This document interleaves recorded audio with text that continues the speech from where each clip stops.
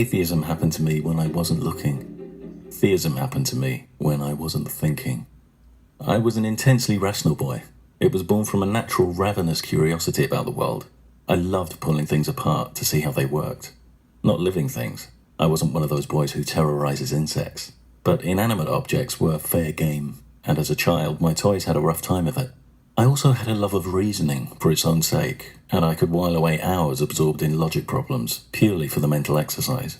There was a period in my childhood when I applied that curiosity and reasoning freely to all areas of life. I wanted to understand everything. My incessant questions were greeted by the adults in my life with everything from amusement to exasperation. But there was one subject where my questions met with a very different response. Not at first. At first, information was gushingly forthcoming. When I walked into the strange building for the first time and saw the giant man of wood standing with arms outstretched like a gymnast or a diver, I didn't even have to open my mouth before a smiling stranger leaned in and told me the man's name, which to my young ears sounded like cheeses. At home we had cheap little pint-sized reproductions of statues like the Discobolus of Myron, the Venus de Milo, and Rodin's The Kiss.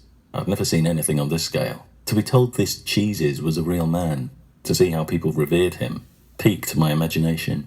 My young head was soon being filled with stories about a god called Yahweh, who I realized was the invisible Lord my parents always spoke to before mealtimes.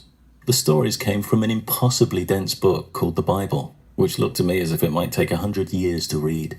But it seemed no time at all before I was pulling this Bible apart too. In the book of Genesis, the first humans, Adam and Eve, were expelled from the paradise of Eden for eating fruit from the tree of the knowledge of good and evil. But if they didn't know good from bad until after they ate the fruit, how could they be blamed for eating it?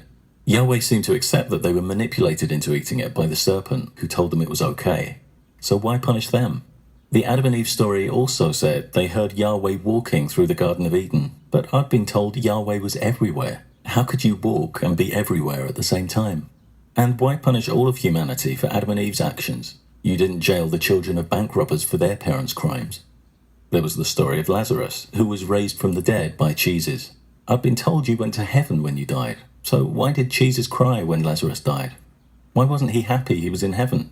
And didn't raising him from the dead mean taking him out of heaven? That didn't seem very kind. At first, answers were given, but these just led to more problems, which I would then point out. Increasingly, I'd just be told there were some things only Yahweh knew. This didn't stop my questions, but before long, the responses took on threatening overtones.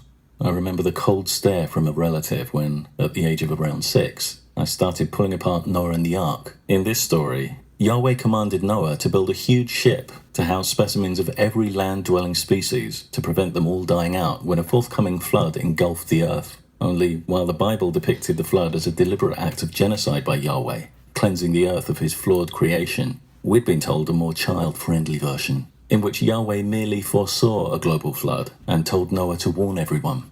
Here, the flood was being presented as natural. I pointed out that rain was produced when water evaporated from the land, which meant the more it rained, the more water had disappeared from the land.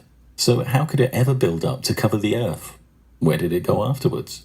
And why did Noah even have to build an ark? In Exodus 14:21, Yahweh divided the waters for Moses. Why couldn't he have held them back here? Wasn't he powerful enough? I recall the low, menacing voice warning me, don't question God's word. The glare that immobilized me with its hostility. I didn't have the first clue what I'd done wrong. I just wanted to understand this unfathomable story. My questions had never received this kind of response, but when it came to religion, that's how it would be from now on. When I highlighted various practical problems Jonah would have encountered living inside a fish for 3 days, I got another furious scowl. The message was clear. Questioning the Bible would no longer be tolerated. It was immensely frustrating. If I couldn't ask questions, how could I learn? But if the adults were acting this way, I must be doing something very bad. Over the weeks, it reached a point where I felt absolutely stir-crazy sitting in church, being fed more problems I was forbidden to investigate.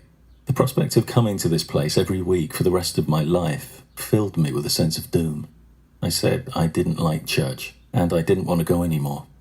My complaints were dismissed. Faced with unbearable but inescapable situations, our brains sometimes flip those situations into something more bearable, even positive. An example is Stockholm Syndrome, where hostages bond with their captors. I remember watching the adults listening contentedly to the sermons, thinking how easy it must be when you didn't concern yourself with the problems, when you just accepted without question, as they did. Before I knew it, I had stopped swimming against the tide. I succumbed to a rationalization offered in many sermons that unquestioning acceptance showed spiritual maturity. Soon I was groaning when I heard other children at church asking their parents similar questions, thinking to myself how pesky I must have sounded. Religion had split itself off in my mind. It was now an area bound by its own rules. Here, my natural skepticism had been replaced by submission. Here, contradictions were okay. It was enough simply to believe that someone somewhere knew the answer. Here, faith had become a virtue. Even though my questions were now a thing of the past, religiously inspired aggression from the adults in my life was not. On one occasion, I'd been collected from school one afternoon. When asked what I'd learned that day, I mentioned that the teacher had told us about speech disorders. In an innocent moment, I pondered out loud whether cheeses might have had a stammer. In the next moment, my head was slamming against a brick wall, the side of my face buzzing, and two words thundering into my ears. Don't blaspheme. Over the next few years, my private commitment to Christianity grew. And when I changed to a new school at the age of 11, I joined a lunchtime Christian group called Christian Union, consisting of students, teachers, and invited speakers. While church was a predominantly passive experience, here we were encouraged to express ideas and testify to the possible signs of Yahweh in our lives. My participation got off to a creaky start, but I soon got the hang of the rules, which were essentially the rules of comic improvisation. Rule number 1, agree. When someone puts forward an idea, go with it. If someone started talking about what Yahweh wanted, you shouldn't start disagreeing and saying you thought he wanted something else. That was dropping the ball. Dropping the ball destroyed the magic. Even if what was being suggested didn't inspire you, you needed to go with it and affirm it. Rule number 2, add. Don't just agree. If disagreeing is dropping the ball, then merely saying, yeah, is blandly handing it back. The aim is to keep the ball moving. To do that, you had to offer your own observations. Say what you thought Yahweh wanted. Rule number 3, assert. Don't ask questions, make assertions. Asking questions means making problems that other people have to solve. In the ball game analogy, this is like switching the ball with a bowling ball, constantly weighing people down and dragging momentum. Assertions generated more material for folks to bounce off. Before long, I'd become quite a vocal member of the group. I'd found a fellowship I could really relate to and began to take unprecedented fulfillment in my faith. Even began to think about becoming a priest. A Nigerian pastor called Yemi, who'd spoken at Christian Union, struck up a personal connection with me, visiting me at home and corresponding with me when he returned to Lagos, telling me Yahweh had given him a vision of my future, in which he saw me doing great things for Christianity. I was high on religion, but later that same year, a simple question from one of my teachers would bring it all crashing down.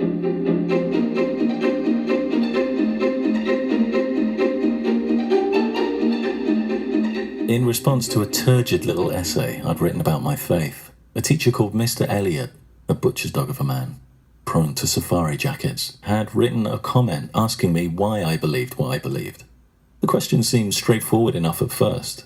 Nothing sprang to mind, but I'd think about it when I got home, and then I'd have a lot to say. But when I got home, I didn't have a lot to say. My brain churned up endless signs of Yahweh's hand moving through my life, coincidences I couldn't explain, physical sensations I couldn't explain, lessons life had taught me, stuff that would have gone down fine in Christian Union, but faced with a discerning individual like Mr. Elliot, I suddenly saw how flimsy it looked. My inability to explain coincidences and physical sensations illustrated nothing but my own ignorance. And so what if I'd learned some lessons from life experiences? That merely meant I had a brain. I needed stronger material than this. In the next Christian Union meeting, I put the question to the group. I was sure I'd get some good answers because some members had claimed in very strong terms that Yahweh had actually told them to do things. But when pressed, they now said they just meant that they'd interpreted certain life experiences as messages from Yahweh. I was bewildered. You'd never claim humans told you to do things when all you meant was that you thought they might want you to do things. There I'd been, hoping Yahweh would one day speak to me like he had to them, when all the time they'd had no more experience of him than me. I was disillusioned, but not defeated. I had faith that someone somewhere had the answers. At church that Sunday, During tea and biscuits after the service, I put the question to some of the congregation, but it was the same story. One woman spoke about how prayers could heal the sick. I asked the question I suspected Mr. Elliot would ask. What about when the person we pray for dies? She paused and said that it was just their time. I pointed out that if it was already determined whether or not it was someone's time, that made prayer pointless. An awkward smile from her, and the beginnings of panic in me. My critical thinking was spilling into my religious thinking, and, like prayer and predestination, they didn't mix well. I tried to make the predestination argument work. Could it be argued that predestined prayers worked because they were predestined to be heard by Yahweh? But this made a nonsense of Yahweh's omniscience. This demanded that he would have to pretend to himself that he had a different plan for people, knowing all along that he would then hear a predestined prayer that would change his mind. When I got home, I set out to answer Mr. Elliot's question myself. After all, I should be able to give my own reasons. It was time to take a much closer look at the religious dogma I'd been so stridently defending. My assessment would be a brutally honest process, but I felt I could afford to be brutal. I was confident there'd be an abundance of support. So, I threw myself into the arguments. It was like a huge house with each idea a room to be explored. I sped through some of the basic fallacious justifications. Did it count for anything that so many people shared my beliefs? Or that among them were some of history's geniuses? Or that these beliefs had lasted for centuries? No. Our former belief that the sun orbited the earth showed that everyone could be wrong, even geniuses, and that a belief's longevity was no guarantee of its validity. What about the fact that these beliefs changed people's lives? I'd recently met with a Christian group one evening to see a film called The Cross and the Switchblade, which told the story of a New York pastor turning teenage gang members away from crime through his Christian ministry. But this was no argument either. That beliefs could inspire changes in people's lives was not evidence of their truth, merely of their potential to inspire some people. Time after time, unexamined arguments like these, that had always had a vague, intuitive appeal, fell down the instant I examined them. In Mr. Elliot's class, to my relief, he didn't pursue his question, but I continued to look for some solid answers. I didn't want to be put in this position again. Eventually, I turned to the Bible. I'd read much of it in my time, but never actually gone cover to cover.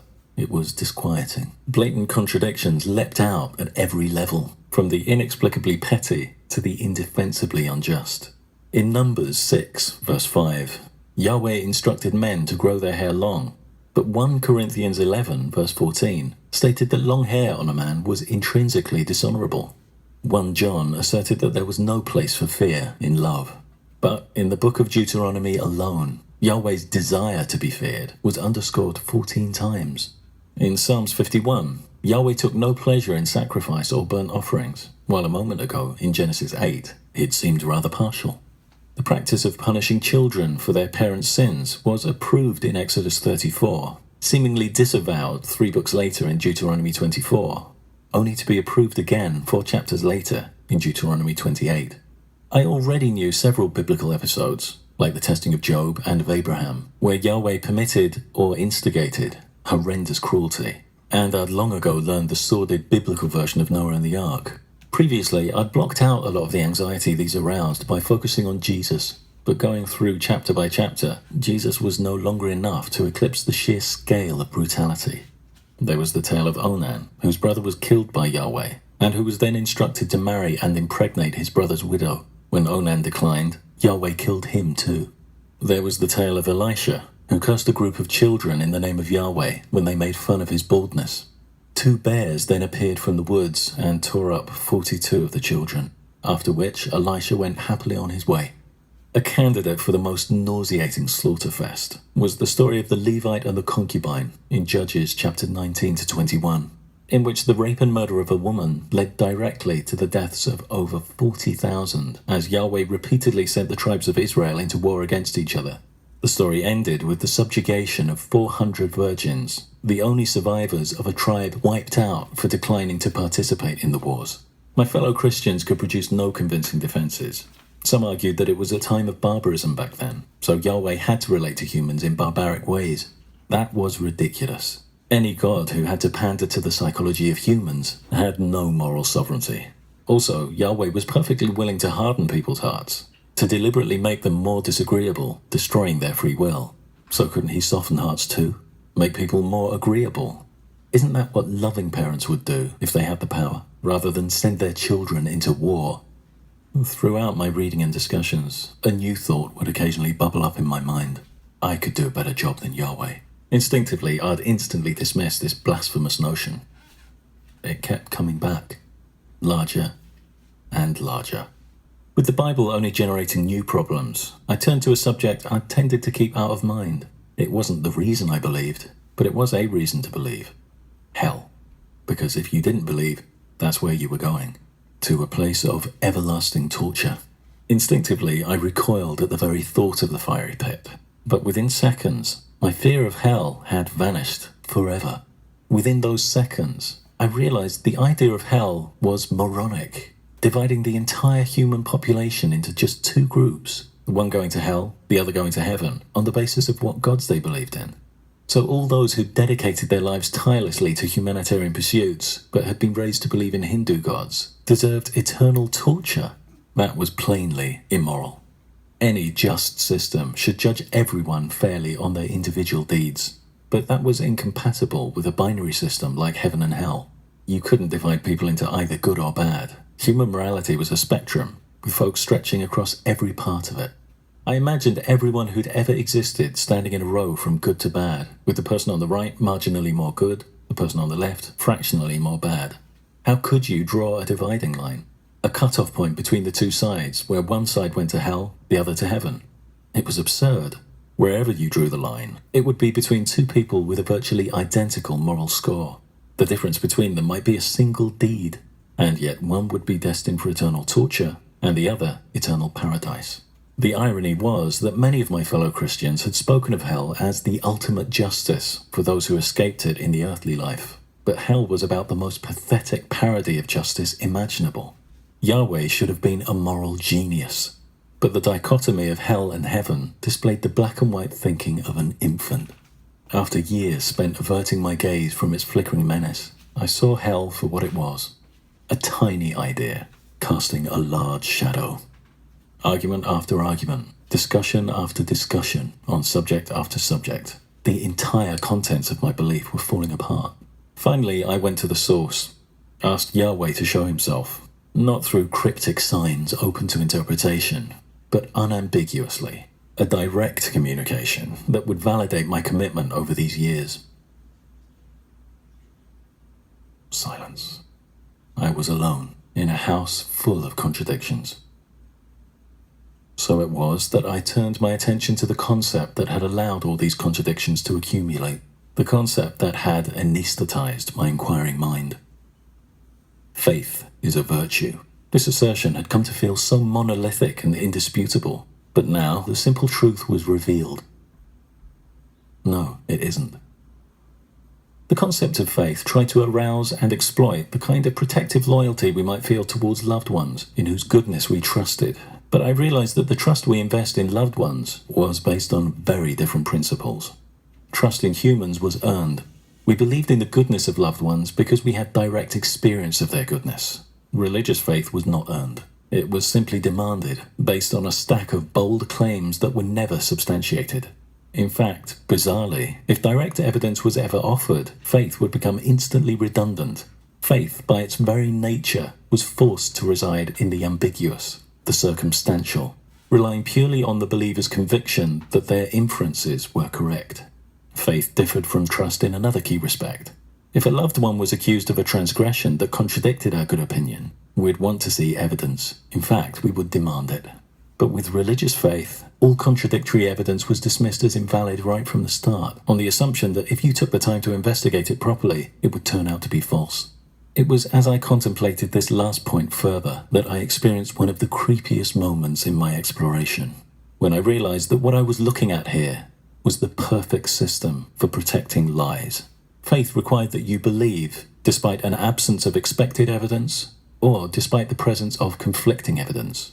But how do we detect lies? Through the absence of expected evidence, or the presence of conflicting evidence? The very things that faith demanded we disregard. Any supreme intelligence would know that a system that protected lies so efficiently would lay humans open to just about any conceivable abuse. People could be manipulated to accept all kinds of deceptions. Those who complained about inconsistencies could be silenced by the devastating accusation that their faith wasn't strong enough.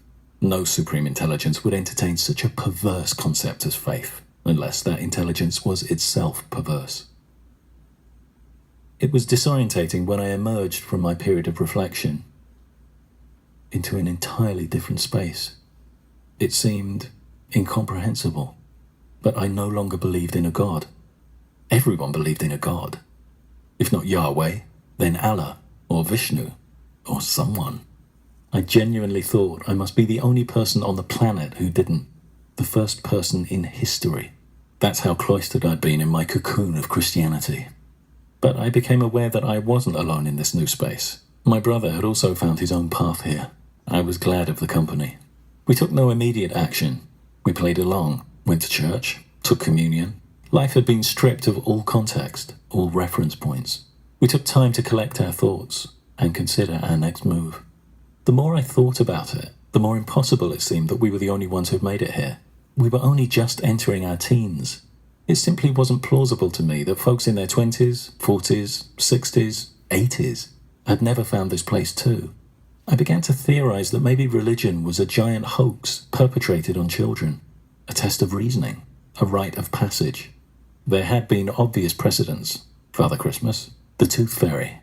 I constructed a whole elaborate model in my head where deceits like Mr. Claus and Ms. Tooth were set up as the early practice runs, and the adults were just waiting for us to see through religion too. At the same time, they seemed to take it so seriously. I remembered the anger at my questions, the slap that sent me into the wall. But then I reasoned that if this was the big test, maybe they had to play it for real, right up until I told them straight out that I didn't believe. I also figured that once we'd passed the test, we could all stop these pointless visits to church.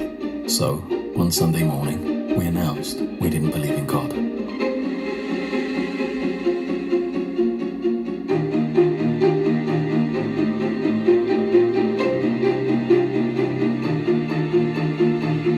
Wailing, threats, fury. I felt suddenly sick. It wasn't a test. Within minutes, we were given an ultimatum: go to church or suffer punishment. We chose punishment. All kinds of prohibitions, confiscations, and gratuitous labours were proposed if we didn't comply. We accepted them. When the fear strategy failed, it was put to us that we'd made a lifetime commitment to Yahweh. We said that it was an invalid commitment, made in ignorance. When the obligation strategy failed, we were subjected to the most intense pleading for our return. But there was no way back, even if we'd wanted one.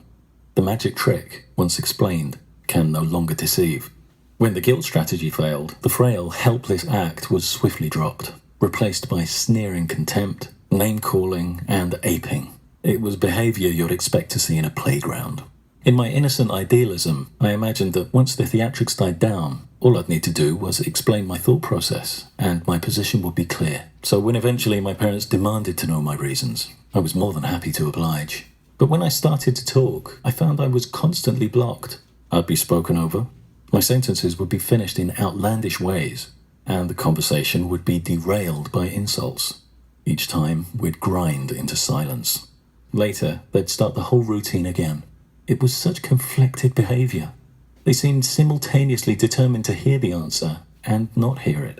I didn't know about the concept of cognitive dissonance back then, but what I was seeing reminded me of Robbie the Robot from the film Forbidden Planet, who blew his fuses when pressed to kill a human, a command which contradicted his programming. I perceived a similar conflict here. If our reasons for rejecting religion were valid, that would contradict their religious programming. That contradiction had to be resolved, and it was being resolved by attacking us. In this conflicted state, like a hall of mirrors, our parents were incapable of honest reflection. We were characterized as dishonest, arrogant, rebellious, naive. Whatever distortions would, in their minds, discount the possibility that we might have a point. Although I despised the behavior I was witnessing, two thoughts kept a glimmer of empathy from spluttering out completely. First, they'd been subjected to religious indoctrination, just like I had, and compared with me, they'd sacrificed many more years. Second, just as I'd had my crisis, they were now having theirs. While I'd contained mine within myself, I was seeing their inner conflict nakedly expressed. But empathy notwithstanding, we were getting nowhere, and eventually I refused to continue. I made it clear that if they wanted a proper discussion, I'd be waiting. but I would no longer dignify any abuse. The Christian teachers at school attempted to exert their own pressure, expressing deep disappointment in me. Again, no curiosity was shown. They did ask me questions, but they were closed, rhetorical questions, like, was I angry with God? Questions that showed they weren't really listening. They were just attempting to rationalize my unbelief into a form from which they could distance themselves. When eventually they ran out of rationalizations, they distanced themselves from me. Animosities at home gradually died down. The ground was scorched, but millimeter by millimeter, the bare bones of respect and trust began to regrow. My offer of a proper discussion wasn't taken up, and religion became a closed subject. There were occasional lapses. For many years, my brother and I patiently rebuffed expressions of hope that one day we'd come back to religion. There was even the odd random grenade thrown in at meal times, like Darwin recanted. In response, we would calmly decommission these kinds of incendiary remarks by introducing the facts, and the meal would continue. Decades after we came out, I was to hear some very unexpected sentiments expressed. Expressions of regret for the way me and my brother were treated. Expressions of pride for the integrity we'd shown over the years, and for the people we'd grown up to be. Touching as those sentiments might seem, all they aroused in me was a great sadness, because they underscored the utter pointlessness of all the conflict and estrangement we'd gone through. They underscored the love and closeness that we'd all missed out on. All because unbelievers were damned in a book of higgledy-piggledy myths, constructed in a time of inconceivable ignorance, but coercively inculcated into generation after generation as the indisputable truth. What a waste.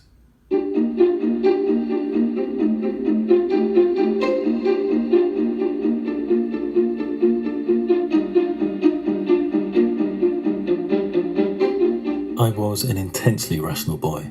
It was born from a natural ravenous curiosity about the world. I loved pulling things apart to see how they worked. And then I was pulled apart, my rationality trampled, my curiosity smothered into a coma. My whole life knocked off course by a blood-soaked old book. Theism happened to me when I wasn't thinking, when I was systematically punished for thinking, until I surrendered and let others think for me. Atheism happened to me when I wasn't looking, when I started exercising critical thought again to pursue a path that I was convinced would justify my faith.